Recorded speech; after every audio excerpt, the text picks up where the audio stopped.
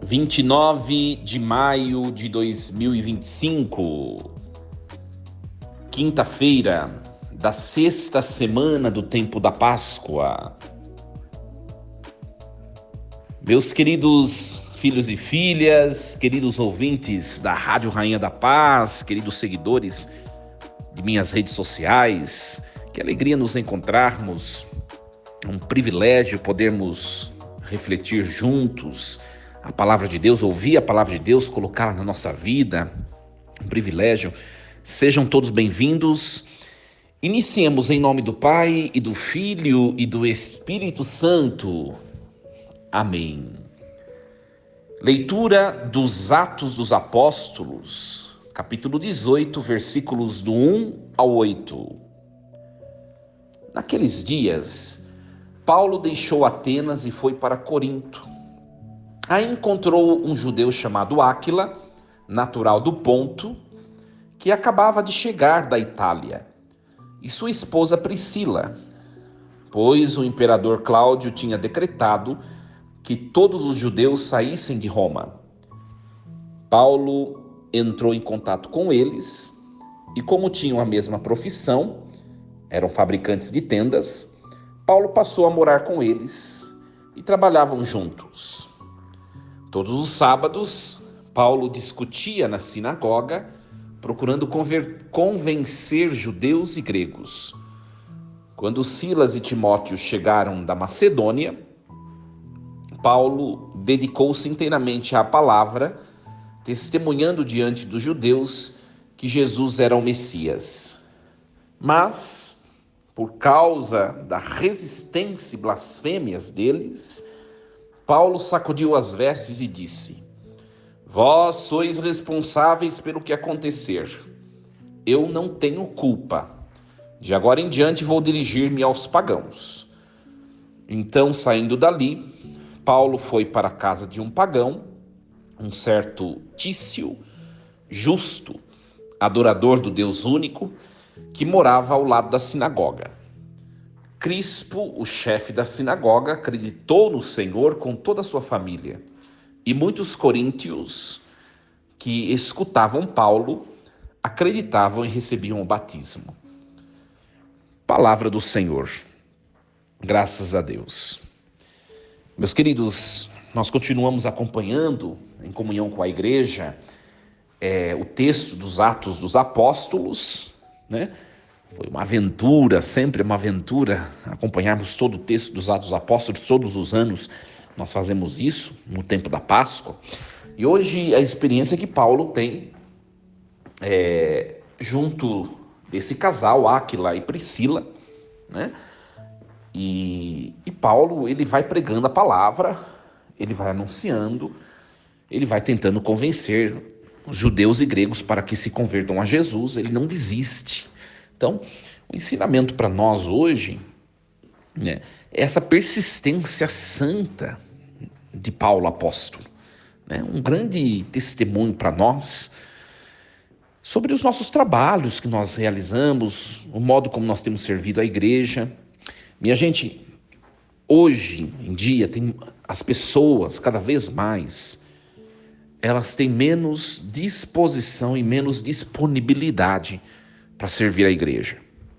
E nós vemos o que acontece aí na era apostólica, pessoas totalmente entusiasmadas, pessoas totalmente dispostas, disponíveis, né? Olha o próprio Paulo, né? Que quantas viagens, hoje eu estava acompanhando um vídeo, né, das viagens que Paulo fez. Vou dizer a vocês, loucura total, né? Olha, e a gente olha para a gente olhando esses testemunhos, sobretudo Paulo, né?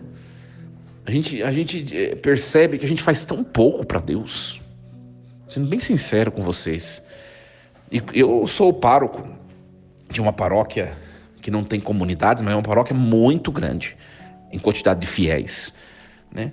E eu vejo quanto trabalho nós temos, mas quão poucas pessoas têm disponíveis para servir a igreja. Eu digo a vocês, né? As pessoas hoje em dia, elas não querem compromissos com a igreja, sabe? As pessoas vão à missa de final de semana, né, porque se dizem católicas. Então elas querem chegar bonitinho, a igreja aberta, tudo iluminado, tudo limpinho, tudo prontinho. Querem que tenha uma música bem cantada, né, harmônica, suave, gostosa de se ouvir. Querem que tenha uma liturgia bem sincronizada, uma harmonia visual, ritual. Querem que tudo esteja bonitinho, toalhas limpas. Ao ir ao banheiro, frequentar o banheiro da igreja, querem que seja tudo limpinho, com papéis novos, tudo bonitinho. Querem que tudo esteja bem disposto e seja tudo bem feito para elas estarem ali naquela uma hora, uma hora e meia de missa, elas se sentirem confortáveis, elas sentirem a presença de Deus e depois elas vão embora, né? A gente tem que parar para pensar. Isso nos basta como cristãos? Perto de tanto que fez esses homens e mulheres da igreja primitiva, que ao ponto de chegar a dar a vida deles, todos foram assassinados, martirizados, porque se diziam e se mostravam como cristãos. Nós temos feito o nosso tudo para Deus? Sabe, minha gente, é pra gente refletir mesmo, né? Como cada vez mais está difícil pessoas disponíveis. Então você que está me escutando, pensa um pouquinho, né? Eu posso dar um pouco mais de mim, eu posso me oferecer um pouco mais, eu posso... Então, pra gente refletir, né? Eu sou padre, né? Desenvolver trabalhos eclesiais, além da minha missão sacerdotal, é também o meu trabalho, né? Só que ainda assim, eu posso entrar numa rotina leviana diante da minha missão como sacerdote. Eu tenho feito o meu melhor, enquanto eu estou cheio de vigor, tenho tanto a oferecer à igreja. Para mim refletir também. É claro que eu vou dizer a vocês, né, sem nenhum problema de parecer soberba, eu faço muita coisa, minha gente. Eu faço muito, eu sou pároco, eu sou professor, dou aula no seminário, eu sou diretor da escola diaconal, responsável pelos diáconos, sou conselheiro, sou diretor espiritual de uma equipe de Nossa Senhora, né? E tantas outras coisas à parte que me pedem também. E eu digo com toda a alegria e felicidade no meu coração, eu dou o meu melhor. Embora tenha tantas atividades, às vezes a gente pode até fazer com maior qualidade o que nós fazemos, por causa de tanta atividade não dá. Mas por que uns têm tantas coisas e outros não têm nada? Tem alguma coisa errada. Eu vejo no meio clerical, né? Esse ano completo 5 anos de padre, de vida sacerdotal, né? Vida clerical, 6 anos. E eu vejo muitos dos meus irmãos, às vezes padres mais novos, que só tem o trabalho, o ofício da paróquia e não quer assumir nada na diocese. Né? Como fica a consciência dessas pessoas? É pra gente pensar. Porque a gente vê alguns sacerdotes, é igual nas paróquias, né? Você vê a pessoa que serve na liturgia, que é ministro, que é hostiária, que é catequista, e às vezes as pessoas ficam até bravas. Nossa, essa pessoa quer fazer tudo. Não é, porque não tem gente para fazer. Então, o testemunho hoje me chamou muita atenção, a disponibilidade de Paulo, né? Vai para cá, vai para lá, e vai pregar na sinagoga, e os judeus não aceitam, ele sacode os pés, nada detém esse homem, nada para, nada desanima. Às vezes as pessoas começam a servir num grupo, no seio paroquial, alguém olha torto, a pessoa já sai da igreja, já não vai mais na missa. Olha o vigor, olha a bravura desses homens da igreja primitiva, São Paulo, Barnabé, Timóteo, e tantos outros nomes que nós vemos aqui, os próprios apóstolos, né? É pra gente refletir um pouquinho. Então, hoje, nessa quinta-feira, hoje, dia 29 de maio, estamos quase terminando o mês de maio, né? Quase finalizando, mais 2 dias aí pela frente. Reflitamos até agora, nós temos dado o nosso melhor, o nosso tudo? É pra gente pensar. para a gente pensar. Temos dado o nosso tudo? A nossa disponibilidade, o nosso tempo? Ou o nosso tempo só é gasto atrás do dinheiro, atrás do nosso trabalho, atrás dos nossos afetos? Onde está Deus na nossa vida? E não adianta, minha gente. A Deus nós servimos por meio da igreja. Não tem outra. Eu sirvo a Deus porque eu tenho uma empresa que presta serviço, ou seja, é uma empresa que é caridosa, ela presta serviço. Não. Não conta. É servir a igreja. Você é generoso? Você é generosa? E tem feito da melhor maneira? Porque também pode acontecer aquela coisa, né, minha gente? Tem gente que vive na igreja, mas não ama, não perdoa, não convive com todo mundo, é uma pessoa que tem traços horríveis no seu temperamento, no seu jeito de ser. Também não adianta muita coisa. A igreja não serve para ser um amuleto, né? Uma muleta, como diz. É para ser uma muleta. Tudo tem que acontecer, né? Tudo tem que acontecer. A disponibilidade do serviço, mas também a mudança, a conversão, a transformação pessoal. Como nós estamos? Para nós refletirmos, né? E aí o texto de hoje, olha só, Paulo, minha gente, olha, por causa da resistência e das blasfêmias dos judeus, Paulo sacudiu as vestes e disse: vós sois responsáveis pelo que acontecer. Eu não tenho culpa, de agora em diante eu vou pregar para os pagãos, ou seja, ele fez o que ele tinha de fazer. E nada desanimou esse homem, né? Às vezes também, a gente pode colocar também esse texto, essa leitura de hoje, na nossa vida de oração, né, gente? Às vezes a gente está rezando num propósito, nós somos muito fracos, sabe? A gente vê o vigor, a postura firme desses apóstolos, desses homens da igreja primitiva aí, deve nos dar vergonha, porque quantas vezes nós começamos propósitos e nós paramos? Seja de penitência ou de oração. Quantas vezes está rezando para o seu filho, para o seu marido, por algum familiar, por alguma situação, enfim, por alguém se converter, enfim, tantas coisas possíveis. Quantas vezes a gente está rezando por isso e a gente para no meio do caminho porque a gente desanima, a gente desiste, a gente percebe, não vai dar certo. Falta de fé.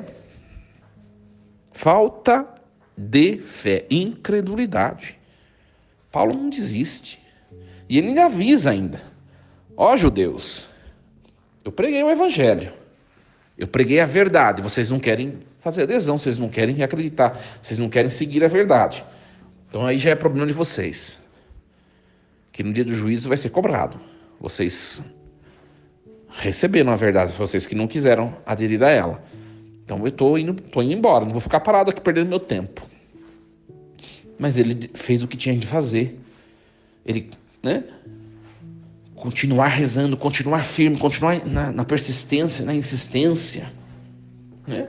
Para colher o fruto, para ver o fruto ser colhido, né? E não perder tempo com aquilo que não vale a pena, né? É um outro ponto também para a reflexão de hoje. Paulo pregou, eles não quiseram, Paulo foi embora. Ele foi pregar para quem quis ouvir. Mas ele pregou, ele fez de maneira perfeita. Fez tudo completinho, né? Quantas vezes às vezes a gente fica insistindo em coisa que não vale a pena, né? Não é, gente? Paulo pregou para os judeus, eles não quiseram, tchau. E nós? Sabe o que acontece conosco? Nós insistimos muito em coisas. Eu disse esses dias numa homilia que eu falei. Nós insistimos muito em coisas que não valem a pena e nós desistimos facilmente naquilo que precisa de perseverança e de insistência, né? Como assim, né? Vou dar alguns exemplos concretos. A conversão de alguém. Você está rezando para o seu filho se converter por anos, e você percebe que não tem. É uma coisa que precisa acontecer, não precisa? Precisa. Continua rezando, seja persistente. Agora, quantas vezes nós vamos delongando coisas que a gente já devia ter encerrado em nós. Os nossos maus sentimentos, nossa falta de perdão e tantas outras coisas, né, minha gente? E tantas outras coisas que às vezes a gente prolonga na alma, no coração e a gente devia jogar fora. Os nossos apegos, os nossos pecados, os nossos vícios, não é? Então, que a palavra de hoje nos ajude. E nós vemos aqui que muitos judeus não ouviram a Paulo. Muitos. Não pense você que o seu trabalho vai ser plenamente útil a todo mundo. Não vai. Não vai. Então eu desanimo. Presta atenção nesse testemunho da leitura de hoje. Se Paulo tivesse preocupado, aliás, eu falei isso no texto de ontem, né? Que ontem mostrou o texto Paulo indo para o Areópago e ali pouquíssima gente se converteu. A maioria começou a dar risada dele no final da pregação e foi embora.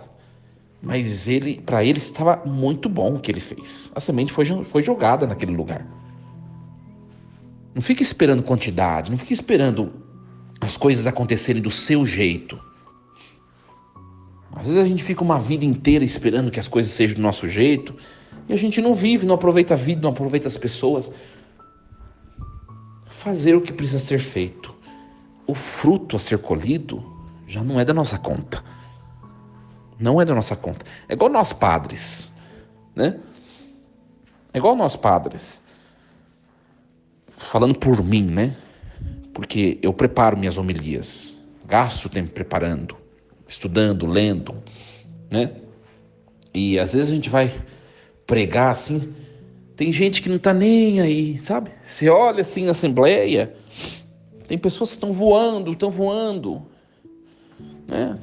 E às vezes são várias, às vezes. Mas a gente, ao mesmo tempo, a gente nota, tem uma pessoa que está totalmente encantada com o que você preparou, com o que você está oferecendo naquele momento, e a pessoa está com os olhos fitos em você. Se for uma pessoa, já valeu a pena. Os outros perderam o momento, é problema deles. Quem perdeu foram eles os que perderam. Você fez o que tinha a fazer. Uma pessoa já valeu a pena. Já valeu a pena. Olha só, muitos judeus não creram no que Paulo anunciou. Mas o chefe da sinagoga, olha, nada mais, nada menos do que o chefe da sinagoga. O chefe da sinagoga se converteu. Valeu o dia para Paulo, né? E todos os da família dele. Ou seja, a conversão desse chefe da sinagoga foi conhecida por todos, porque todos perceberam. Então a semente foi lançada. Mesmo os que não quiseram naquele momento, é aquela coisa, né, que a gente fala de maneira popular, fica a dica, né? Crispo, que é o chefe da sinagoga, aceitou Jesus, parou de ser judeu e passou a ser cristão. Todos os que frequentavam aquela sinagoga conheciam Crispo, certamente. Era o chefe da sinagoga e todos souberam, né? E todos os sábados, quando essas pessoas iam até lá, elas estavam acostumadas a se deparar com o Crispo lá. Agora não tem mais ele lá, porque ele encontrou Jesus.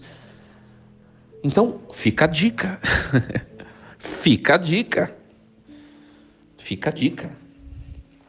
A gente tem que ser insistente naquilo que é de Deus, minha gente, né?